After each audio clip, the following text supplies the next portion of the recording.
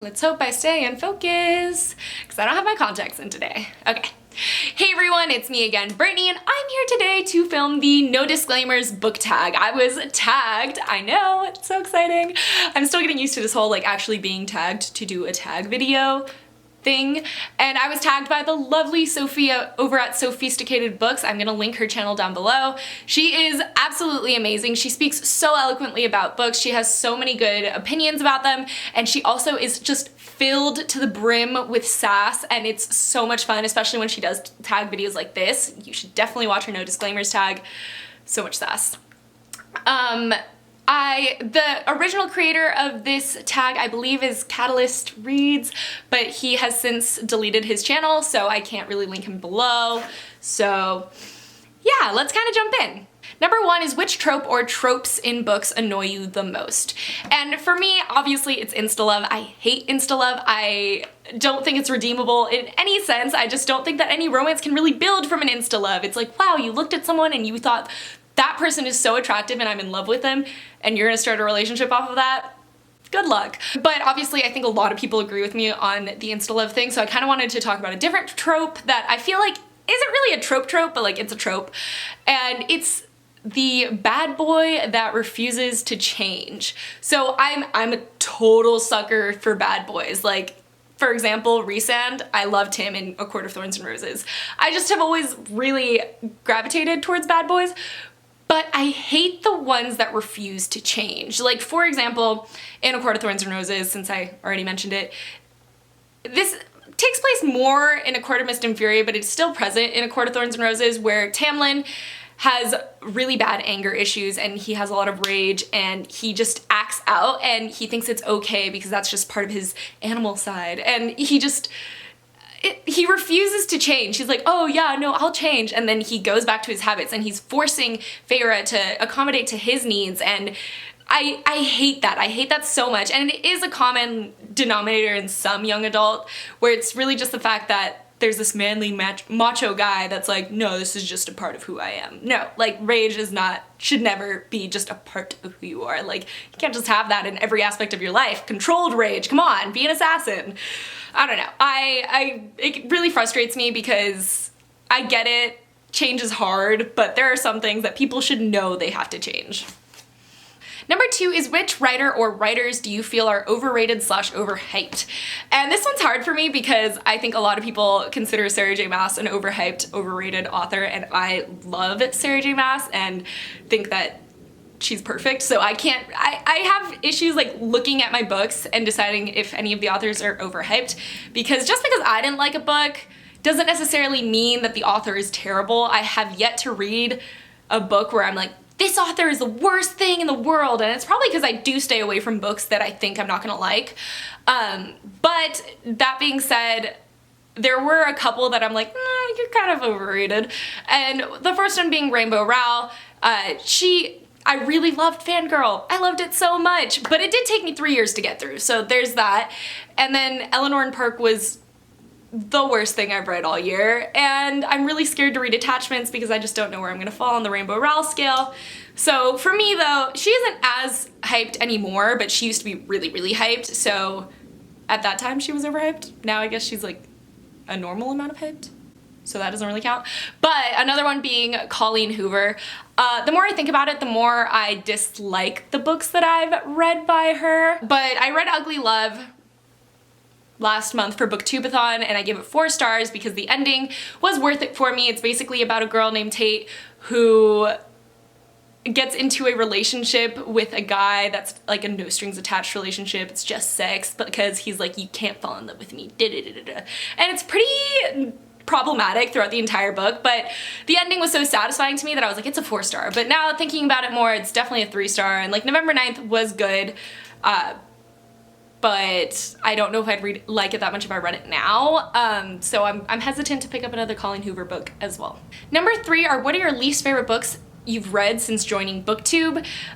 So Eleanor and Park is definitely number 1 on my list, because again, I stay away from books that I don't think I'm gonna like, so I tend to not ever have to rate a book low because I know I'm gonna love it. But that one did. And also Allegiant, because I was on BookTube when Allegiant came out, and we were all like excited and reading it and everything. This was like, I don't know, 4 years ago.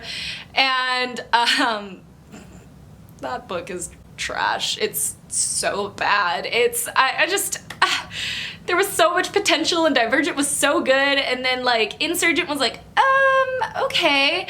And then you get to Allegiant and you're like, what is this flaming pile of garbage? And that is the only book that I've actually thrown across the room. I was so mad at. Like, that never happens to me, but I threw that book. I chucked it. It was just, no. Number 4 is a terrible ending that ruined an otherwise quality book.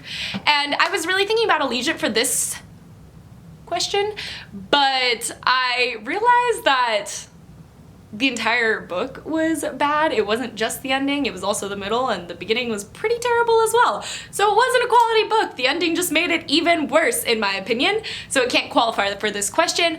But then I remembered that I was reading The Unbecoming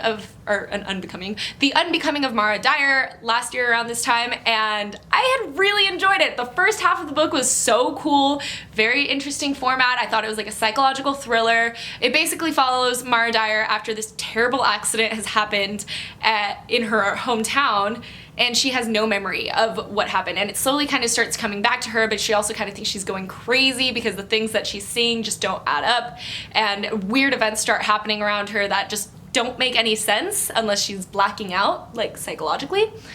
And it was just such a cool thriller, and the ending was such like, I was shocked at what the hell Michelle Hodkins had just done. I was so confused because it was so unnecessary and it was such a good book, and then she just threw that in, and I was like,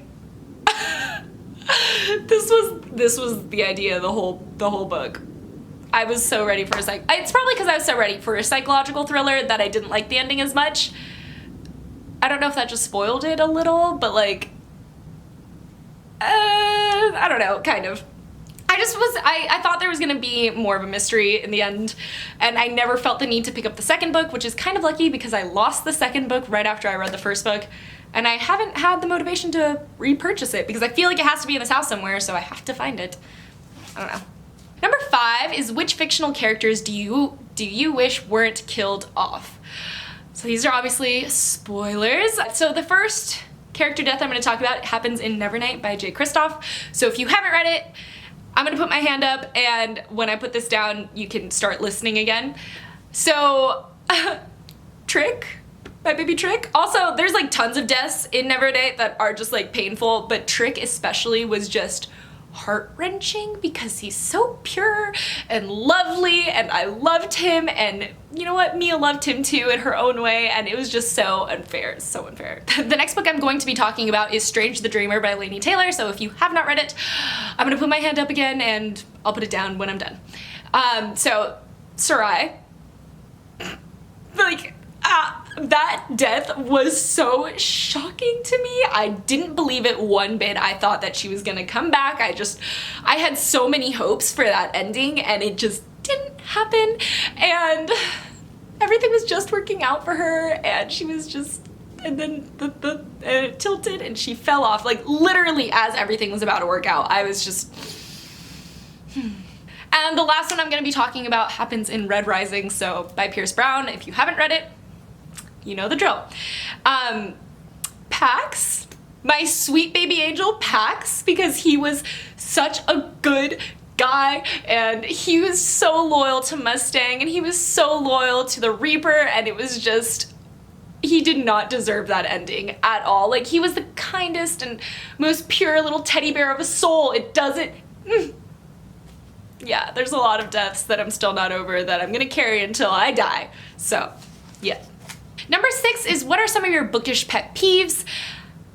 I'm not honestly very sure. I don't really care how other people use their books because it's their books, you spent money on it, go ahead. I think like my only pet peeves come when people borrow books and don't treat them nicely. Like, if someone's gonna lend you their book, you should try and keep it in as pristine condition as possible, because that's so rude. If not, like, what if they like to keep their books pristine and then you just handed back this little ripped up dog-eared, smudged with coffee book. Like, I would be so offended and I would never ever lend my book back out. But other than that, I guess like overall, like publishing wise, I like Sophie said, I really hate it when they do cover changes, especially when the covers are uglier than the first covers. That's really frustrating. And I also like it when they release the book in the new cover. So if you're gonna do a cover change, I think that you should release the old books in the new covers and not in paperback form, because what if we all like hardbacks? I cannot stand a mixed series of paperbacks and hardbacks on my shelves. Like, it irks me. Yeah, I guess that's a bookish pet peeve. Number 7 is, what are some books that you feel should have more recognition? I left this one blank, and I remember why. It's because I don't honestly know. I guess, okay.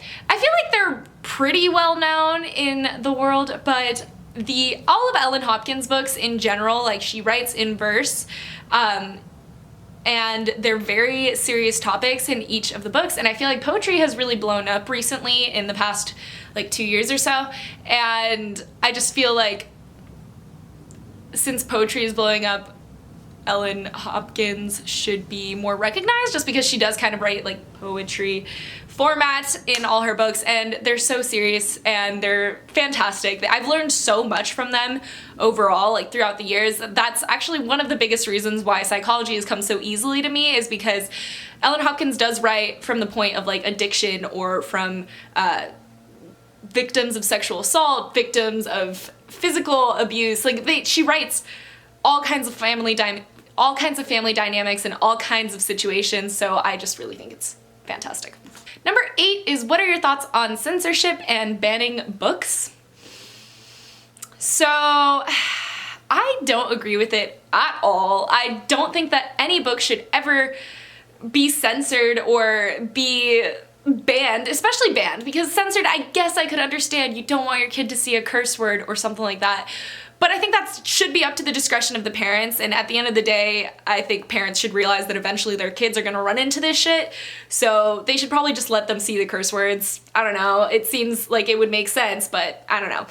And it's not like the parents aren't cursing in their cars when they get road rage and their kids are in the back seat, so what's the difference whether they hear it from your mouth or read it?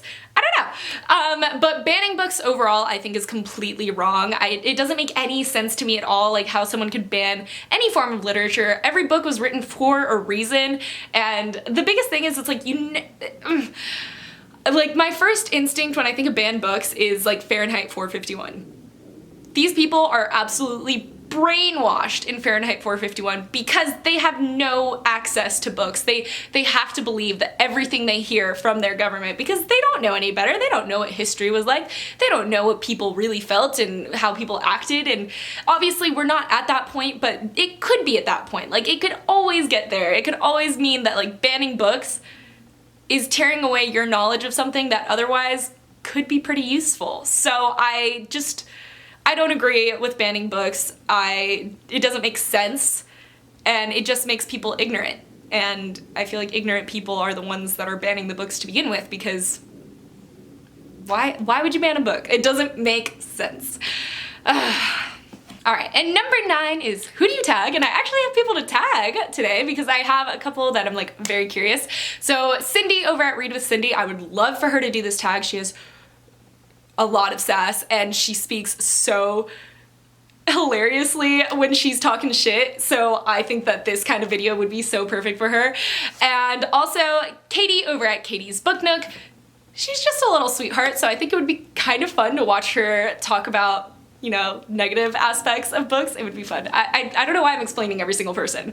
But also Mackenzie over at Mackenzie Lane, just because also I think it would be really cool to see her do this video. Yeah, so that's my little explanation of everyone that I tag. I'll leave them down below, and yeah, thank you guys so much for watching. I make videos Mondays, Wednesdays, and Fridays most of the time, and I'm gonna see you in my next one. Bye!